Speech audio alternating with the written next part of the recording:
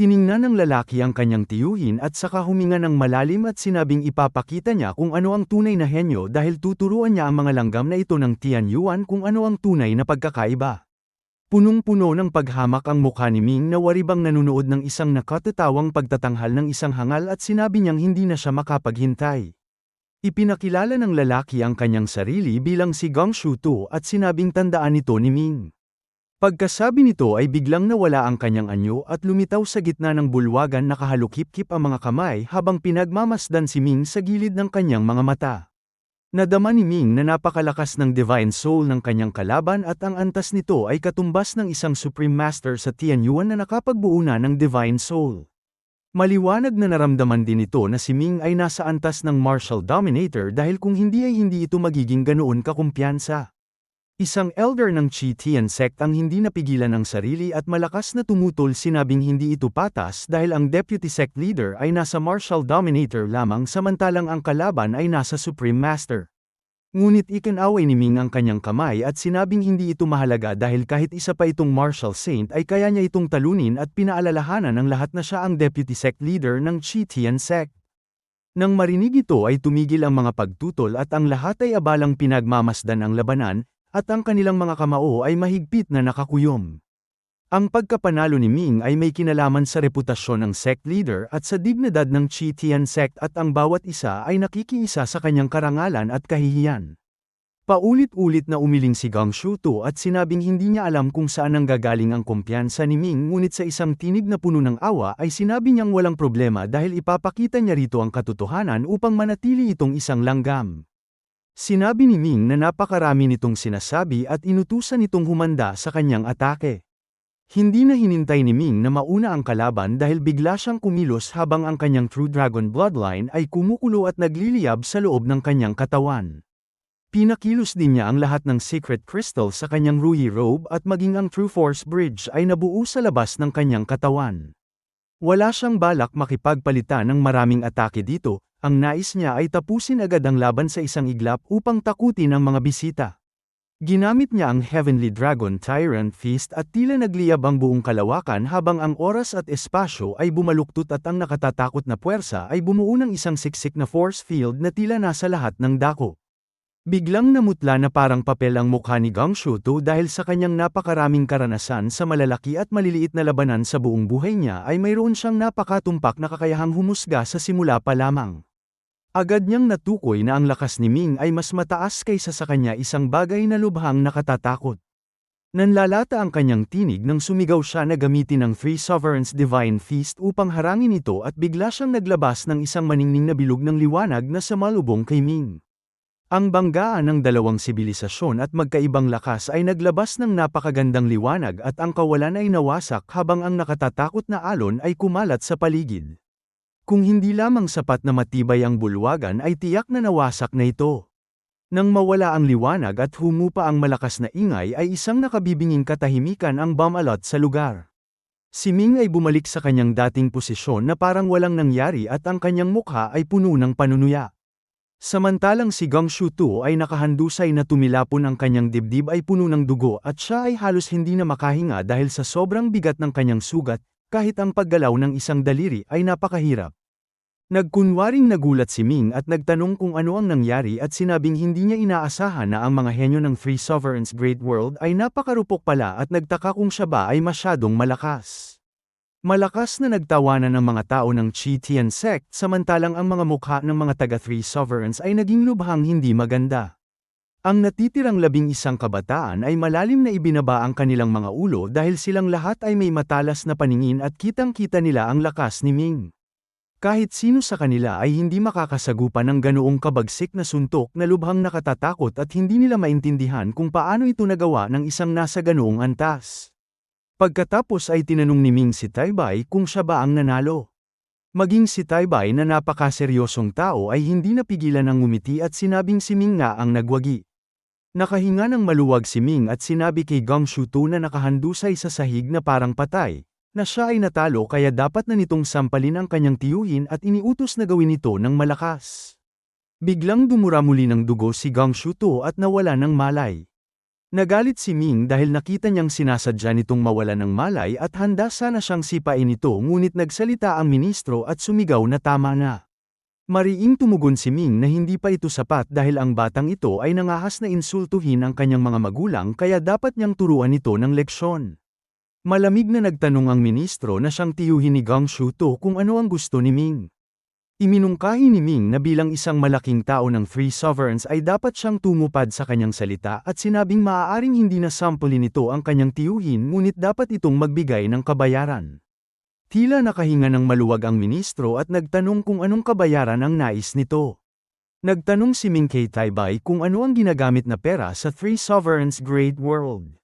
Sumagot si Taibay na ito ay ang Three Sovereign Coin at ang halaga ng Human Emperor Coin ay katumbas ng Fashion Divine Coin. Tumango si Ming at sinabing magbabayad ang ministro sa kanya ng 1 trilyong Earth Emperor Coins. Muntik nang mapatalo ng ministro sa galit at sinabing ang Earth Emperor Coin ay may parehong halaga ng Longevity Coin at nagtanong kung nagbibiro ba siya. Nanatiling matigas si Ming at nagtanong kung hindi ba nito kayang magbayad at kung ayaw nitong tuparin ang kasunduan ni magbayad ay maaari niyang ibalik ang naunang kondisyon, na kumain ito ng dumi bilang kapalit ng nais nitong ipagawa sa kanya noon, at pagkatapos nito ay tapos na ang lahat sa pagitan nila. Ang dating nawala ng malay na si Gong Shuto ay biglang nangisay ang tiyan at napamulat at kaawa-awang tumingin kay Gong Shubo.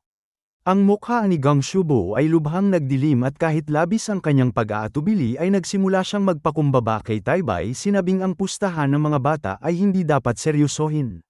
Sa wakas ay nagsalita si Taibay at sinabi kay Ming na ang tatlong ministro ay mga mahahalagang opisyal kaya dapat itong magpakita ng galang.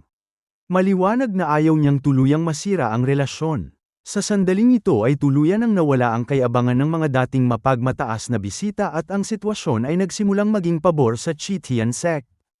Kaya si Ming ay tahimik na tumayo sa gilid at nakinig sa kanilang pag-uusap dahil alam niyang magsisimula na ang tunay na paksa. Tuwiran at diretsahang nagtanong si Taibay kung ano ang layunin ng tatlo sa kanilang pagdating. Sumagot si Gong Shubo, ang tiyuhin ni Gong Shuto, na narinig ng Earth Emperor ang malaking kaguluhan sa Tianyuan kung saan sabay-sabay na bumangon ang maraming puwersa, kaya sila ay ipinadala upang tulungan ang itinalagang Human Emperor na makamit ang kanyang dakilang layunin. Nanatiling kalmado si Taibay at nagtanong ng may pagtataka. Ipinaliwanag ni Gong Shubo na ang Tianyuan ay may napakalaking populasyon na angkop para sanayin ang mga sundalo ng Three Sovereigns at inutusan ng Earth Emperor ang mga ito na tulungan ang itinalagang Human Emperor na kontrolin ang Tianyuan. Nang tanungin ni Taibay kung ano ang susunod na mangyayari ay sumagot si Gong Shubo na pagkatapos nito ay mapapasailalim ang Tianyuan sa Three Sovereigns Great World. Sinabi ni Taibay na nauunawaan niya at pagkatapos ay hindi na siya nagsalita pa. Dahil sa pagkailang ay tumayo si Gong Shubo at sinabing sa loob ng 3 buwan ay babalik silang tatlo kasama ang isang malaking hukbo at umaasa siyang sa panahong ito ay handa na ang itinalagang Human Emperor.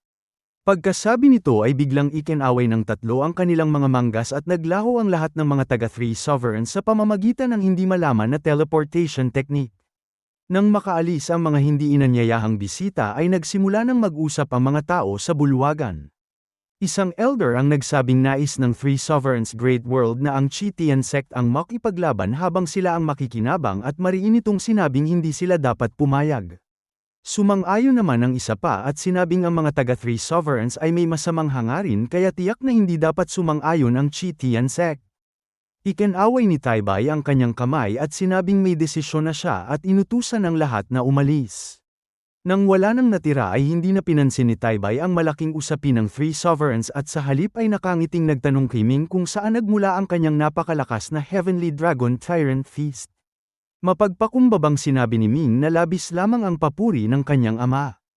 Ipinaliwanag ni Taibay na tulad ng nakita niya sa araw na ito, bagamat siya ang itinalagang Human Emperor ay limitado ang kanyang kapangyarihan at maging ang mga opisyal ay nangangahas na hindi siya igalang. Dahil dito ay umalis siya sa Three Sovereigns Great World at pumunta sa Tianyuan upang magtatag ng sariling teritoryo. Marahang bumuntong hininga siya at sinabing napakakomplikado ng sitwasyon sa Three Sovereigns kaya hindi pa siya maaaring bumalik sa ngayon. Nag-usisa si Ming at nagtanong kung bakit ganoon ang kalagayan at kung ang mga itinalagang emperor ay walang katayuan. Umiling si Taibay at ipinaliwanag na hindi naman ganoon dahil karaniwan ay pareho ang katayuan ng itinalagang Human Emperor at ng Human Emperor. Ngunit sa kanyang kaso ay manipis ang kanyang pundasyon at anumang oras ay maaaring may magpatalsik sa kanya kaya natural na hindi siya iginagalang ng mga opisyal. Mariing sinabi ni Ming na balang araw ay ituturo niya sa kanila ang leksyon. Sinabi ni Taibay na maganda ang ginawa ni Ming sa araw na ito at nagbigay ito sa kanya ng karangalan at kasabay nito ay nakita niya ang isang sinag ng pag-asa. Nang magtanong si Ming kung ano ito ay ipinaliwanag ni Taibay na mayroon siyang hindi lamang iisang anak ngunit si Ming ang may pinakamahusay na talento.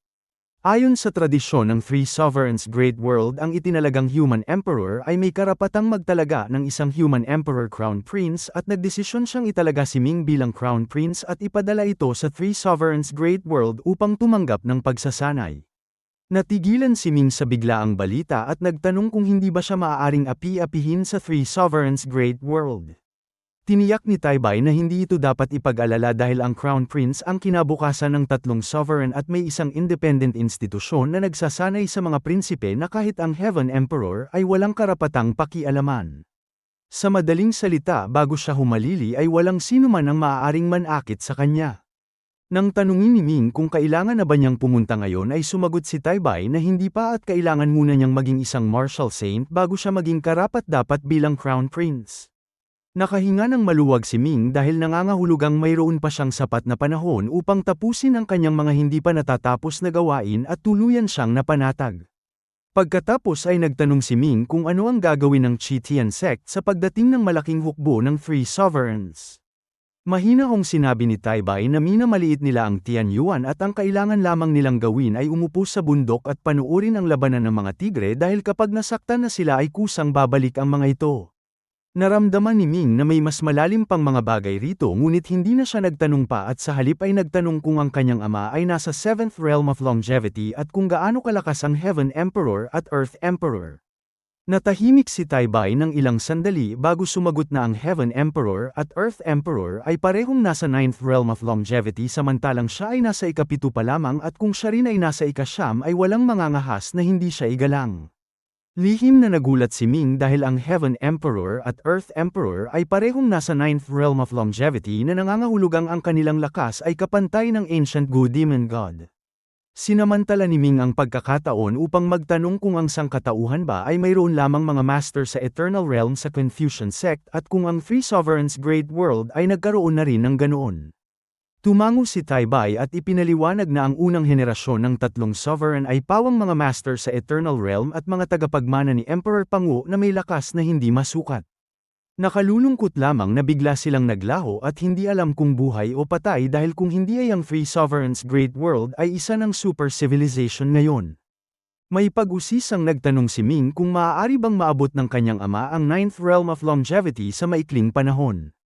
Umiling si Taibay at sinabing hindi niya tiyak dahil ang 8th Realm of Longevity ay isang malaking hadlang na pumipigil sa napakaraming tao at ang 9th Realm ay mas mahirap pa kung saan wala pang isa sa 100 ang nagtatagumpay.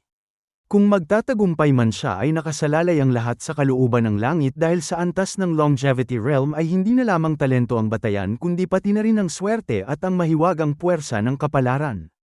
Ang lahat ng ito ay napakalalim para kay Ming ngunit nakangiti niyang sinabi na may malakas siyang pakiramdam na magtatagumpay ang kanyang ama.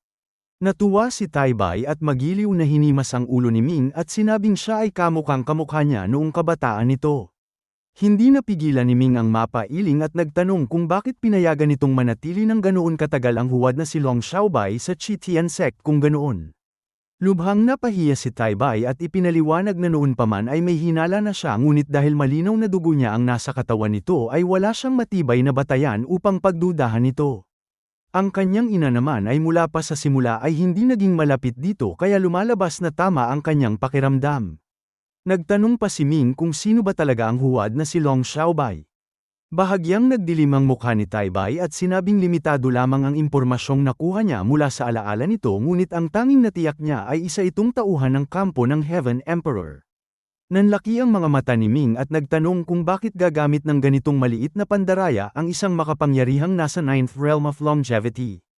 Mabilis na umiling si Taibay at sinabing hindi simple ang bagay na ito at tiyak na may naramdaman ang Heaven Emperor sa mahiwagang paraan na nag-udyok dito upang gawin ang hakbang na ito.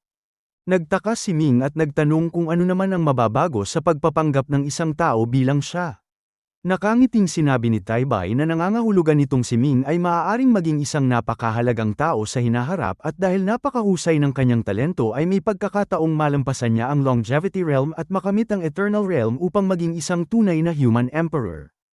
Agad na nagpakumbaba si Ming at sinabing malamang ay maliit lamang ang kanyang pag-asa ngunit mariing tumutol si Taibay at sinabing ang kanyang pag-asa ay mas malaki kaysa sa kanya. Ipinaliwanag nitong ang tsansa niyang makamit ang Ninth Realm of Longevity ay hindi gaanong kalaki kaya maaaring ang kanyang kinabukasan ay nakasalalay kay Ming at hinimok siya nitong magsikap.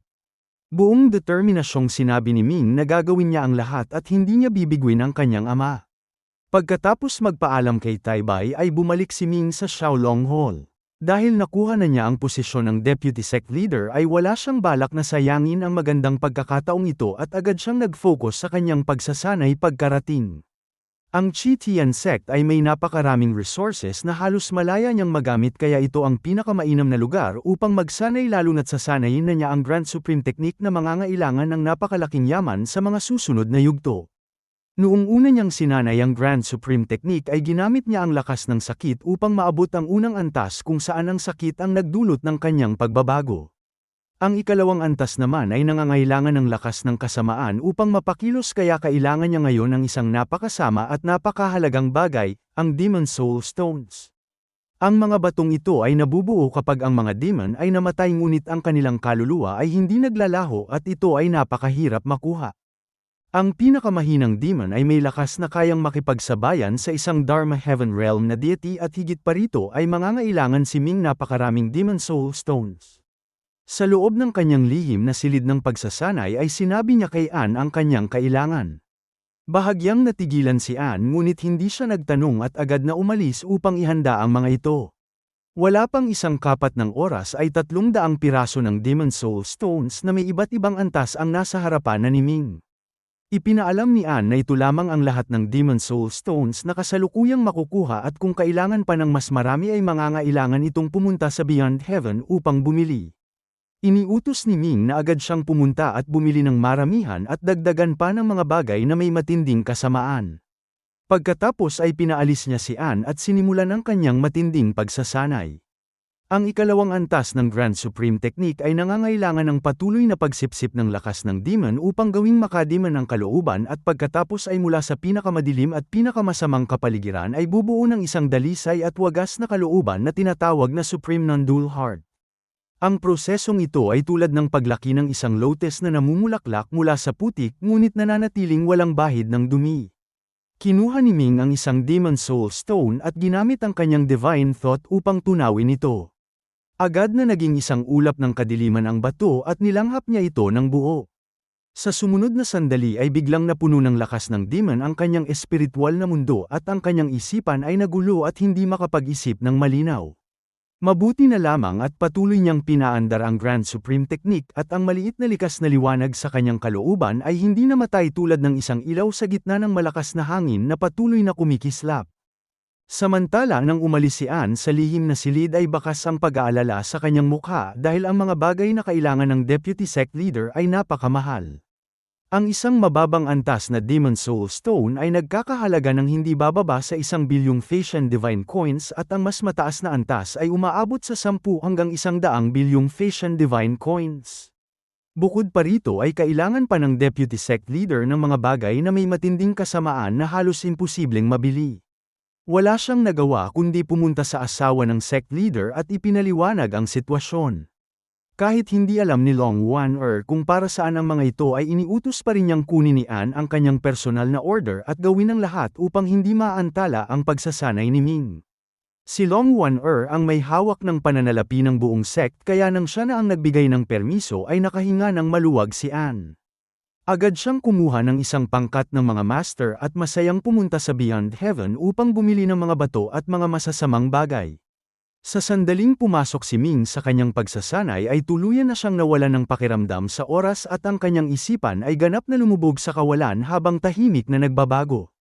Gayunman ay nagdulot din ng matinding sakit ang lakas ng demon, isang sakit na pagpapahirap sa kanyang espiritu na nagparamdam sa kanyang mas mabuti pang mamatay na lamang.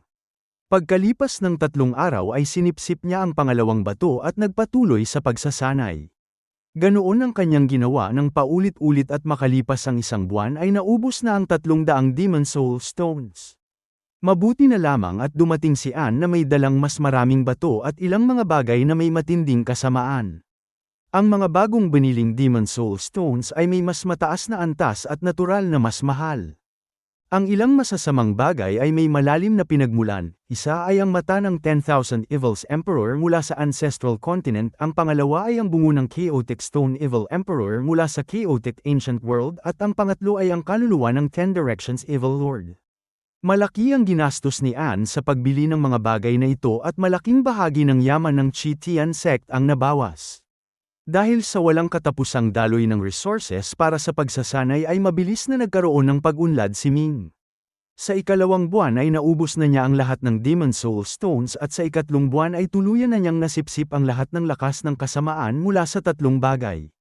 Sa sandaling ito ay puno ng lakas ng demon ang kanyang espiritual na mundo at ang maliit na likas na liwanag ay halos mamatay na patuloy na kumikislap na parang malapit ng mawala.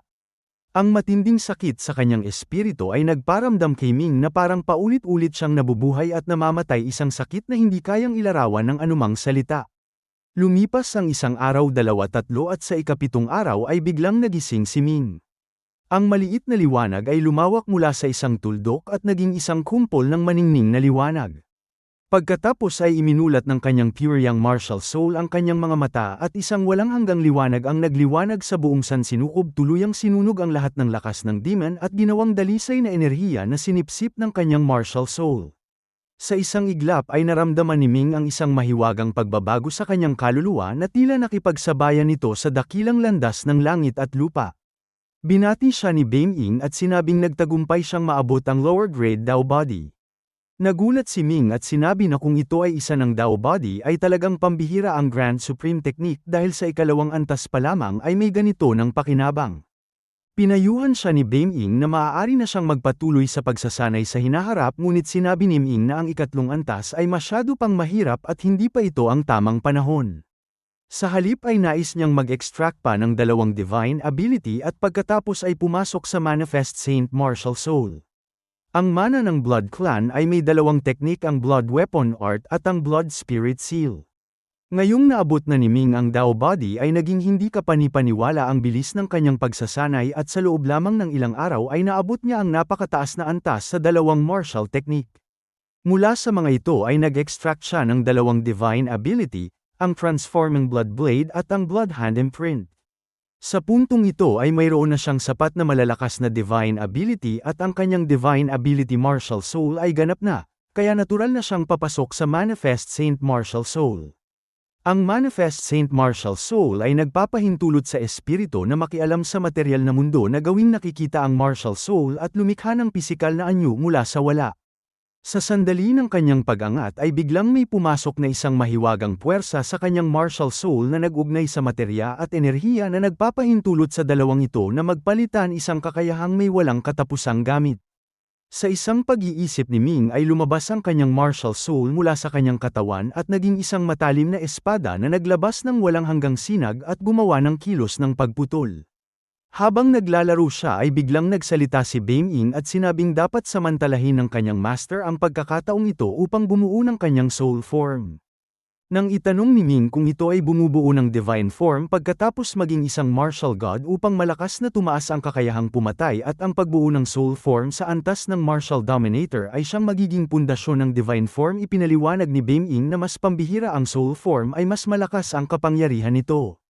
Nagtanong si Ming kung anong uri ng soul form ang dapat niyang buuin. Sumagot ang Invisible Sword na dahil may True Dragon bloodline si Ming ay ang unang soul form ay dapat na anyong dragon. Iminungkahi rin ito na dahil bihasa si Ming sa sining ng talisman at formation ay ang pangalawang anyo ay maaaring isang talisman formation at dahil bihasa rin siya sa 5-element sword cannon ay ang 3 anyo ay maaaring isang killing formation sa anyo ng 5-element sword array. Ngunit may ibang pananaw si Beiming at sinabing dahil sinanay ng kanyang master ang chaos calculation scripture at bagamat nilamon ito ng Tai divine art ay naging mga divine ability na ito ay maaaring gawing anim na magkakahiwalay na soul form ang anim na divine ability. Nagliwanag ang isipan ni Ming at sinabing gawing soul form ang talisman formation inscription, chi observation eye, heavenly heartbeat, karma cycle at calculation formation. Sumang-ayon si Beiming at ipinaliwanag na ang talisman at formation ay maaaring ibase sa sword formation at ang inscription ay ibase sa invisible sword. Ang natitirang apat na divine ability ay maaari ring buuin bilang magkakahiwalay na soul form. Sa ganitong paraan ay magkakaroon si Ming ng malalakas na soul form at kasabay nito ay mapapabuti pa niya ang chaos calculation scripture upang kapag dumating ang oras na bubuuin niya ang divine form ay magagawa na niyang pag-isahin ang anim na bahagi ng chaos calculation scripture sa isang chaos divine form. Pinag-isipan nito ni Ming at sinabing hindi naman imposible ang ideyang ito ngunit hindi siya tiyak kung gaano kalakas ang magiging huling anyo ng chaos calculation scripture kaya nais niyang magsagawa ng kalkulasyon. Umupo siya at ginamit ang 8-element calculation formation upang kalkulahin ang pinakasukdulan ng chaos calculation scripture. Pagkaraan lamang ng ilang sandali ay muntik na siyang mapatalon at puno ng pagkabigla ang kanyang mukha nang sabihin niyang hindi ito posible. Nang tanungin siya ni Beiming kung lumabas na ba ang resulta ay gulat na sinabi ni Ming na ang chaos calculation scripture ay maaaring patuloy na mag-evolve ng walang hanggan. Ipinaliwanag ni Beiming na nangangahulugan nitong ang kasalukuyang chaos calculation scripture ay nasa unang yugto pa lamang. Tumango si Ming at sinabing susundan pa ito ng ikalawa, ikatlo at maging ikaapat na yugto at sadyang walang katapusan ang maaaring marating nito. Sa ganitong kalagayan ay malinaw na maaari niya itong gawing soul form. Nang tuluyan ng makapagpasya si Ming ay agad niyang sinimulan ang kanyang pagsasanay at ang una niyang pinagtuunan ay ang talisman restriction formation. Dahil napakahusay na niya sa sining ng talisman at formation ay ang tanging kailangan na lamang niyang isipin ay kung anong uri ng formation ang kanyang bubuuin. Ang 5-element sword cannon, divine punishment sword array, at grand celestial sword technique ay pawang mga posibleng pagpipilian. Matapos ang mahabang pag-iisip ay nagpasya siyang gamitin ang divine punishment sword array bilang pundasyon. Ang dahilan ni Ming ay hawak niya ang apat na divine level na espada na may napakalakas na kapangyarihan at isang malaking sayang kung hindi niya ito gagamitin. Dahil sinanay na ni Ming ang divine punishment finger divine ability ay napakadali na para sa kanya na buuin ang divine punishment sword array at wala pang isang araw ay natapos niya ito. Ang proseso ay una niyang ginamit ang kanyang martial soul upang gawing nakikitang anyo ang formation plate at formation flags at pagkatapos ay pinagsama niya ang mga ito sa apat na espada upang mabuo ang divine punishment sword array. Sa loob ng divine punishment sword array ay nakatago ang apat na walang kapantay na divine level na espada at kapag tiningnan mula sa malayo ay tila isa lamang itong malabong liwanag ng espada. Ngunit sa sandaling ito ay pinaandar ay magiging isang walang kapantay na sword formation na may kakayahang pumatay ng malalakas na kalaban. Para sa ikalawang soul form ay hindi pinili ni Ming ang invisible sword kundi isang napakanipis na karayom na kinuha niya mula sa kanyang storage artifact. Ang karayom na ito ay nakuha niya mula sa tainga ng ulo sa ilalim ng lawa at kahit hindi niya alam ang pinagmulan nito ay lubos niyang nauunawaan ang tindi ng katigasan nito na kahit ang invisible sword ay malayong hindi makapapantay.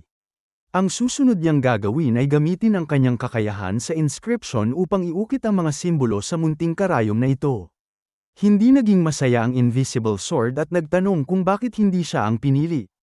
Habang patuloy ang pag-uukit ay ipinaliwanag ni Ming na ang invisible sword ay kanyang sandata sa araw-araw kaya mas mabuting huwag itong gawing soul form. Ang karayom na ito ay may pambihirang pinagmulan at kapag nagtagumpay siya ay magkakaroon nito ng kapangyarihang hindi masukat. Pagkatapos ay ginamit ni Ming ang kanyang soul force upang gawing nakikita ang kanyang sarili at simulan ang pag-uukit sa munting karayom. Ang una niyang inukit ay isang set ng Rui restriction na magpapahintulot sa karayom na lumaki o lumiit humaba o umikli. Makalipas ang halos kalahating araw ay biglang naglabas ang karayom ng libu-libong metro ng liwanag at sa isang pag-iisip ni Ming ay bigla itong lumaki at naging isang pamalo. Nang ang karayom ay maging pamalo ay unti-unting nahayag ang ilang mga detalye at natuklasan ni Ming na ang pamalong ito ay may likas na mga inscription na napakalalim at napakahiwaga na kahit siya ay hindi agad maunawaan. Nang hawakan ni Ming ang pamalo ay parang hawak niya ang kalahati ng buong sansinukob at biglang bumangon sa kanyang kalooban ang isang malakas na kumpiyansa. Labis na nagtaka si Ming at sinabing ang pamalong ito ay sadyang kakaiba. Nagpatuloy siya sa pag-ukit ng mas malalim at mas masalimuot na soul form na lalong nagpalakas sa kapangyarihan ng pamalo at nagpahusay sa kanyang pagkontrol dito. Nang matapos ang inscription ay isang pamalo na may libu-libong gininto ang sinag at walang kapantay na kapangyarihan ang nabuo na kayang lumaki o lumiit at magbago ayon sa kanyang kalooban at ito ang naging kanyang ikalawang soul form. Sunod namang binuo ni Ming ang natitirang apat na soul form kung saan ang ikatlong soul form ay ang Heavenly Heartbeat, ang ikaapat ay ang Chi Observation Eye, ang ikalima ay ang Karma Cycle at ang ikaanim ay ang Calculation Formation. Ang ika-6 na soul form na Calculation Formation ang pinakamisteryoso at kapag tiningnan mula sa malayo ay parang isang gumugulong na ulap na puno ng walang katapusang hiwaga. Ang kapangyarihan ng Calculation Formation ay limitado at halos wala itong kakayahang manakit ng kalaban, ngunit mayroon itong napakalakas na kakayahan sa pagkalkula. Sa tulong ng Calculation Formation na ito ay naging lubhang tumpak ang bawat suntok at sipa bawat espada at patalim ni Ming na hindi nag-aaksaya ng kahit katiting na lakas at nakakamit ang pinakamahusay na epekto. Ang pagbuo ng 6 na soul form ay umabot ng mahigit isang buwan at nang tuluyan ng nabuo ang lahat ay pormal na siyang pumasok sa antas ng Manifest Saint Martial Soul at ang kanyang lakas ay muling tumaas ng malaki. Ang orihinal na plano ni Ming ay magpatuloy pa sa kanyang pag-angat, ngunit may isang malaking pangyayari sa Chi Tian sect na pumilit sa kanya upang lumabas ng kanyang pagsasanay. Si Ming ay ginising ni An mula sa kanyang silid ng pagsasanay at kitang-kita ang matinding pag-aalala sa mukha nito. Sa gitna ng kaguluhan ng Tianyuan Continent ay sinamantala rin ng Chi Tian sect ang pagkakataon upang sakupin ang iba't ibang lugar at maraming teritoryong dating pag-aari ng 5 imperial dynasties ang napasa kamay na nila. Ngunit gaya nga ng kasabihan, ang isang sugatang alupihan ay hindi agad namamatay. Ang 5 imperial dynasties ay may natitira pa ring lakas at ang ilang mga kamag-anak ng emperors, makapangyarihang maharlika at mga pinunong lokal ay patuloy pa ring humahawak sa kani-kanilang mga lugar na nagdulot ng matinding alitan sa Chi Tian sect. Noong una ay sinikap ng bawat panig na magpigil at umiwas sa labanan, ngunit habang lumalalim ang kanilang pagkikipag-ugnayan at lumalawak ang interes ay may mga puwersang nagsimulang umatake sa Chi Tian sect. Ang unang nakipaglaban sa Chi Tian sect ay natural na ang Divine Lord na siyang may kontrol sa pinakamalawak na bahagi ng 5 imperial dynasties at siyang pinakamalakas sa lahat ng puwersa. Dagdag pa rito ay hawak niya ang Divine Embryo na nasa 8th Realm of Longevity, kaya maging ang 4 Great Divine Lands ay ayaw siyang direktang kalabanin. Ang simula ng alitan ay nang tipunin ng Divine Lord ang mga puwersa mula sa iba't ibang lugar at bumuo ng isang malaking hukbo upang pigilan ang mga rebeldeng grupo sa Hutu Imperial Dynasty. Ang iba't ibang mga pinuno at maharlika ay sunod-sunod na sumuko sa ilalim ng kanyang matinding pananakot at sa loob lamang ng isang buwan ay kontrolado na niya ang buong Hutu Imperial Dynasty. Pagkatapos nito ay agad na pinamunuan ng Divine Lord ang kanyang hukbo patimog upang sakupin ang Vermilion Imperial Dynasty. Sa pagkakataong ito ay marami ng teritoryo ang nakuha ng Chi Tian sect sa loob ng Vermilion Imperial Dynasty at ang isa ay patungong pahilaga samantalang ang isa naman ay patungong patimog, kaya natural na sila ay nagtagpo. Ang panig ng Chi Tian sect ay walang malaking hukbo kundi mga maluwag na armadong grupo lamang at ang mga puwersang ito ay walang kalaban-laban sa harap ng mahusay na hukbo ng Divine Lord, kaya mabilis na nawala ang malaking bahagi ng kanilang teritoryo. Dahil sa kawalan ng pagpipilian ay personal na pinamunuan ng Chi Tian sect leader ang isang pangkat ng mga master deity upang pigilan ang kalaban. Ngunit ang pag-ataking ito ay umakit sa atensyon ng Divine Lord na nagpadala ng isang incarnation na nasa 8th Realm of Longevity at walang awang pinatay ang 8 deity ng Chi Tian sect. Hindi inaasahan ng Chi Tian sect leader na ang Divine Lord ay magiging ganoon kawalang pakundangan sa kabuuang kalagayan na hindi man lamang isinaalang-alang ang 4 Great Divine Lands na nag-aabang lamang sa likuran at tuwira nitong umatake ng walang pag-aalinlangan. Kahit puno ng galit ang kalooban ng Chi Tian sect leader ay wala siyang nagawa kundi ang lumaban at kaagad na nakipaglaban sa Divine Lord. Ang isa ay nasa 7th Realm of Longevity at ang isa ay nasa 8th Realm, kaya natalo ang Chi Tian sect at ang pinuno nito ay nasugatan, kaya napilitan silang umatras patungong Southern Sea. Ang Divine Lord naman ay nagpatuloy sa kanyang opensa at mabilis na pinamunuan ang kanyang hukbo upang sakupin ang buong Vermilion Bird Imperial Dynasty.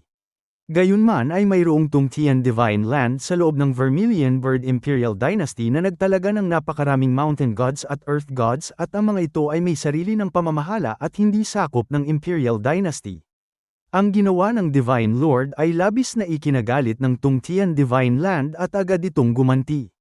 Sa loob lamang ng isang gabi ay maraming sundalo ang bumaligtad at ang malaking hukbo ng Divine Lord ay nagkagulo at halos mawalan ng kakayahang makipaglaban. Malamang na nakita ng Divine Lord ang lakas ng Tungtian Divine Land kaya pumirma siya ng isang kasunduang pangkapayapaan dito na nagsasaad na hindi sila mag-aatake sa isa't isa sa loob ng 10 taon. Pagkatapos ay nilampasan na lamang ng Divine Lord ang Tungtian Divine Land at naghanda ng atakihin ang Chi-Tian Island. Nang marinig ni Ming ang mga balitang ito mula kay An ay labis siyang nagulat at sinabing napakabilis ng pagkilos ng Divine Lord at ngayon ay handa na nitong atakihin ang Chi-Tian sect. Ipinaliwanag ni An na ang layunin ng Divine Lord ay napakalinaw, una niyang sasakupin ang Chi-Tian Island at pagkatapos ay wawalisin ang mga maliliit na puwersa sa paligid upang mapag-isa ang mundo at maitatag ang Five Elements Divine Dynasty at saka pa lamang siya haharap sa Four Great Divine Lands. Nagtanong si Ming kung hindi ba ito nakikita ng Four Great Divine Lands at kung bakit hindi nila ito pinipigilan. Sumagot si An na ang Divine Lord ay nasa 8th Realm of Longevity na katumbas ng pangalawang Ancient Good Demon God kaya sino ang magnanais na guluhin siya at kahit kaya nilang patayin ito ay magdudulot ito ng napakalaking pinsala sa kanila kaya walang may gustong gumawa nito. Biglang may naalala si Ming at sinabing hindi ba sinabi ng Three Sovereigns Great World na magpapadala sila ng mga tao at dahil dumating na ang Divine Lord ay maaari na nilang gamitin ang mga ito upang lumaban.